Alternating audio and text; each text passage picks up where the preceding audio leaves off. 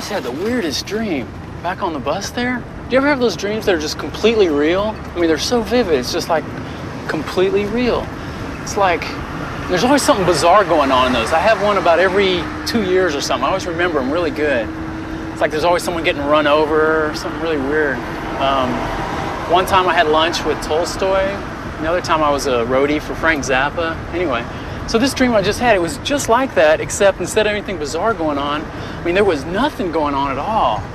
Man, it was like the Omega Man. There was just nobody around. I was just traveling around, you know, staring out the windows of buses and trains and cars, you know. When I was at home, I was like flipping through the TV stations endlessly, reading. I mean, how many dreams do you have where you read in a dream, you know?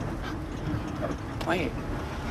Man, there was this book I just read on the well, you know, it was my dream, so I guess I wrote it or something. But, man, it was bizarre. It was like, the premise for this whole book was that every thought you have creates its own reality. You know, it's like every choice or decision you make, the thing you choose not to do fractions off and becomes its own reality, you know, and just goes on from there forever. I mean, it's like, you know, in The Wizard of Oz, when Dorothy meets the Scarecrow and they do that little dance at that crossroads and they think about going all those directions and they end up going in that one direction. I mean, all those other directions, just because they thought about it, became separate realities. I mean, they just went on from there and lived the rest of their life, you know, just, I mean, entirely different movies, but we'll never see it because, you know, we're kind of trapped in this one reality restriction type of thing, you know.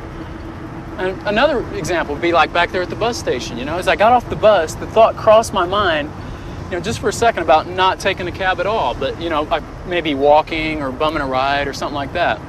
You know, I'm kind of broke right now. I should have done that probably.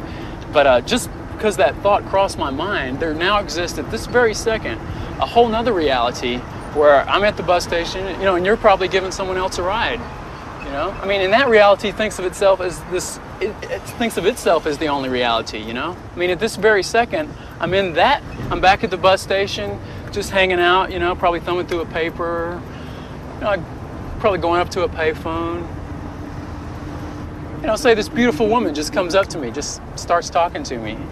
You know, she ends up offering me a ride. You know, we're hitting it off. Go play a little pinball. And we go back to her apartment, and she has this great apartment, you know, I move in with her, you know? And see, if I say I have a dream some night that I'm with some strange woman I've never met, or I'm, you know, living at some place I've never seen before, see, that's just a momentary glimpse into this other reality that was all created back there at the bus station, you know? Shoot. And then, you know, I could have a dream from that reality into this one, that like this is my dream from that reality, you know? Of course, that's kind of like that dream I just, you know, had on the bus, you know, the whole cycle type of thing. Man, shit, I should have stayed at the bus station.